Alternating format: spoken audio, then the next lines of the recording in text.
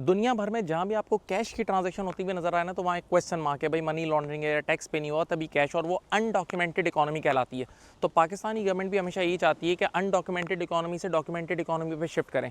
तो उसकी वजह से पास में पाकिस्तान भर में यही है, हर सूबे में यही है कि अगर आप रेस्टोरेंट जाते हैं और कार्ड से पेमेंट करते हैं तो सिर्फ 8% सेल्स टैक्स होता है, और अगर आप कैश से पेमेंट करते हैं तो 15% सेल्स टैक्स होता है। और ये अच्छी चीज़ है कि आप कार्ड को इम्प्रूव करो, यानी आप डिजिटलाइजेशन को इम्प्रूव कर रहे हो और कैश को डिस्करेज कर रहे हो। लेकिन रीसेंट बजट में एक बड़ी अजीब व गरीब चीज़ हुई है कि उन्होंने जो ऑनलाइन से आप शॉपिंग कर रहे हो और आप ई कॉमर्स से शॉपिंग कर रहे हो, उसकी डिजिटल पेमेंट से यानी बैंक ट्रांसफ़र और क्रेडिट कार्ड पे टैक्स लगा दिया है। तो उसूलन आपको कैश ऑन डिलीवरी पे बहुत बड़ा टैक्स लगाना चाहिए था, आपने लगा दिया इस पे, और इस तरह ये डिजिटल ट्रांजेक्शन डिस्करेज होंगी। तो ये मैं ऐसे ही कहूँगा, ये ऐसा ही है कि बारिश से बचना चाहते थे और परनाले के नीचे आके खड़े हो गए।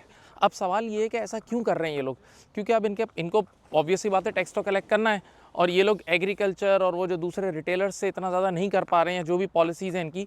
तो अब जो एरियाज़ बचे कुचे रह गए हैं उसी के अंदर ये गेम खेली जा रही है। और याद रखना, ये डिजिटलाइजेशन पूरी दुनिया में हो रही है, बहुत इंप्रूव की जा रही है। जैसे मैं यहाँ सेंट्रल लंदन में देख रहा था कि बहुत सारी शॉप्स पे अब सिर्फ कार्ड ही एक्सेप्ट हो रहा है। खाने पीने की कितनी दुकानें हैं, वहाँ सिर्फ कार्ड, बोला कैश है ही नहीं।